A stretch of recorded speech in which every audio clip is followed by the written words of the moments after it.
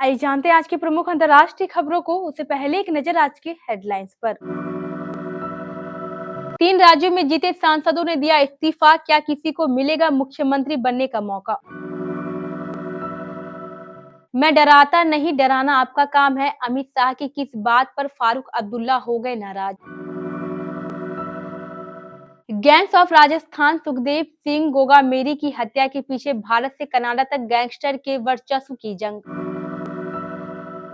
कौन बनेगा मुख्यमंत्री? रमन सिंह के अलावा इन चेहरों पर दांव लगा सकती है भाजपा। सचिन पायलट को लेकर अशोक गहलोत के ओएसडी का बड़ा खुलासा, राजनीतिक संकट के दौरान पायलट का फोन टैप हो रहा था। इंडिया गठबंधन के पीएम उम्मीदवार होंगे उदय ठाकरे, संजय राउत ने दिया बयान। पता नहीं क्या विकल्प बचा है, चक्रवाती तूफान मिजोंग से प्रभावित हुए स्पिनर गेंदबाज अश्विन। सोना व सस्ता, चांदी की कीमत में आई उछाल, जाने आज क्या है चांदी और सोने की रेट। एनिमल ने 5 दिन में ही ब्रह्मास्त्र को छोड़ा पीछे, आज पहुंचेगी 300 के पार। एनिमल ने 5 दिन में ही ब्रह्मास्त्र को छोड़ा पीछे, आज पहुंचेगी 300 के पार। भारतीय जनता पार्टी ने विधानसभा चुनाव में 21 सांसदों को मैदान में उतारा था। इसमें 11 सांसदों को जीत मिली थी, जबकि 10 सांसदों को हार का सामना करना पड़ा था। भाजपा ने आज एक चौंकाने वाला फैसला लेते हुए अपने जीते हुए 10 सांसदों से इस्तीफा ले लिया है। इसमें केंद्रीय मंत्री नरेंद्र सिंह तोमर, पूर्व केंद्रीय मंत्री राज्यवर्धन सिंह राठौर, राकेश सिंह, प्रहलाद सिंह पटेल और मध्य प्रदेश के सीधी लोकसभा चुनाव क्षेत्र से सांसद रीति पाठक शामिल है। छत्तीसगढ़ से अरुण साव और गोमती साई ने भी इस्तीफा ले लिया है। भाजपा ने जीते हुए चुनावी राज्यों में अभी तक मुख्यमंत्री का चेहरा तय नहीं किया है। इसे इस बात की भी अटकलबाजी तेज हो गई है कि इनमें से कुछ लोगों को मुख्यमंत्री बनाया जा सकता है। केंद्रीय गृह मंत्री अमित शाह ने बुधवार को जम्मू कश्मीर आरक्षण संशोधन विधेयक 2023 और जम्मू कश्मीर पुनर्गठन संशोधन विधेयक 2023 पर सदन में हुई चर्चा का जवाब दिया है। इस दौरान गृह मंत्री और नेशनल कॉन्फ्रेंस के अध्यक्ष फारूक अब्दुल्ला के बीच हल्की नोकझोंक भी हुई। दरअसल जम्मू कश्मीर नेशनल कॉन्फ्रेंस के सांसद हसनैन मसूदी ने गृह मंत्री को कुछ तकनीकी पहलू बताते हुए टोका। इस पर अमित शाह बोले कि हसनैन तो पहले जज भी रह चुके हैं, उन्हें ऊपर वाले से डरना चाहिए, फारूक अब्दुल्ला से नहीं। केंद्रीय गृह मंत्री ने लोकसभा में जम्मू कश्मीर से जुड़े 2 विधेयकों पर चर्चा का जवाब दिया। इन 2 बिलों में जम्मू कश्मीर आरक्षण संशोधन विधेयक 2023 और जम्मू कश्मीर पुनर्गठन संशोधन विधेयक 2023 शामिल है। इस बिल में कश्मीर के विस्थापितों के पुनर्वास का प्रस्ताव किया गया है। श्री राजपूत करनी सेना के अध्यक्ष सुखदेव सिंह गोगामेरी के मर्डर का किस्सा गैंग्स ऑफ राजस्थान का है, जहां अब नंबर 1 गैंगस्टर बनने की होड़ है। हालांकि मौजूदा वक्त में रोहित गोदारा ही इस समय राजस्थान का नंबर 1 गैंगस्टर है, मगर कभी यहां आनंदपाल के नाम की दहशत थी। उसके एनकाउंटर के बाद ही सारा सीन बदल गया था। जयपुर में मंगलवार को राजपूत करनी सेना के चीफ सुखदेव सिंह गोगामेरी की उनके घर में ही घुसकर जिस तरह से गोली मारकर हत्या कर दी गई है, उसने इस हत्या के तार को सीधे पंजाब के लॉरेंस बिश्नोई गैंग से जोड़ दिया है। इसी बीच जो जानकारी सामने आई है वो चौंकाने वाली है, क्योंकि सुखदेव सिंह की हत्या के इनपुट कुछ महीने पहले ही राजस्थान पुलिस को मिले थे। छत्तीसगढ़ विधानसभा चुनाव में बीजेपी को प्रचंड जीत मिली। छत्तीसगढ़ की 90 विधानसभा सीटों में से भाजपा ने 54 सीटों पर भगवा लहराया है, जबकि साल 2018 में 68 सीटें जीतने वाली कांग्रेस महज 35 सीटों पर सिमट कर रह गई है। छत्तीसगढ़ में बीजेपी बिना किसी चेहरे के विधानसभा चुनाव में उतरी थी। ऐसे में सवाल उठता है कि पार्टी का सीएम चेहरा कौन होगा। पूर्व सीएम रमन सिंह समेत कई बड़े चेहरे हैं जो सीएम की रेस में शामिल है। अब देखने वाली बात ये होगी कि पार्टी किस चेहरे पर दांव लगाती है। आपको बताते हैं 5 बड़े चेहरों के बारे में जो छत्तीसगढ़ में सीएम पद की रेस में शामिल है।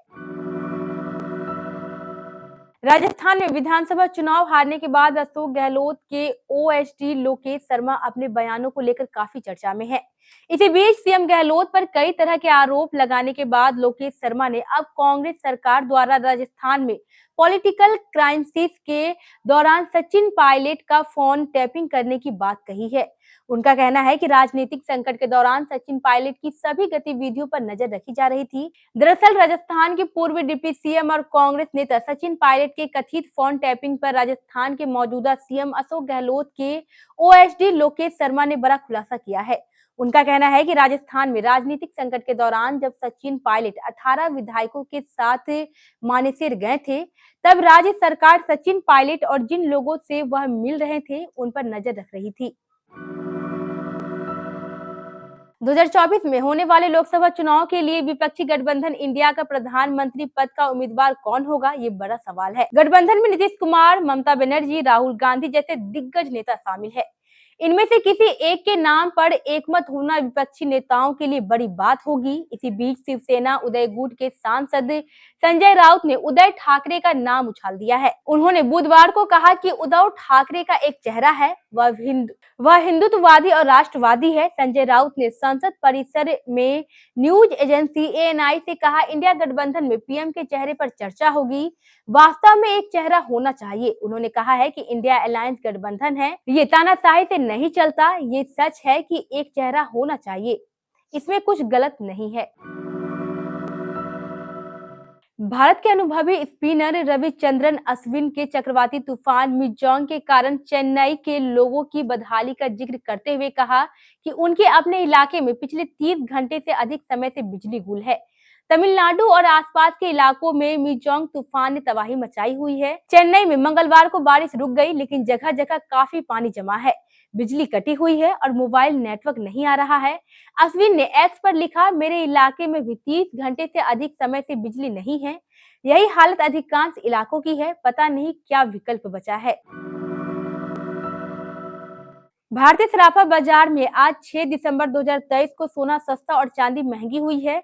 सस्ता होने के बाद भी सोने की कीमत 62,000 प्रति 10 ग्राम के पार है। वहीं चांदी का भाव 74,000 रुपए प्रति किलो से अधिक है।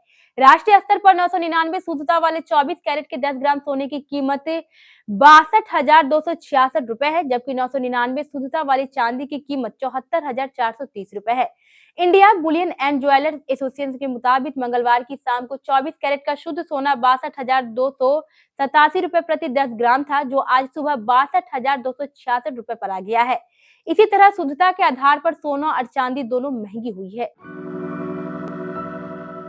थिएटर्स में रणबीर कपूर की फिल्म एनिमल का जलवा ऐसा चल रहा है कि बॉक्स ऑफिस का साइज छोटा पड़ने लगा है। पहले ही दिन से तूफानी कमाई कर रही एनिमल ने पहले वीकेंड में ही देश में 200 करोड़ का नेटवर्क कलेक्शन कर डाला।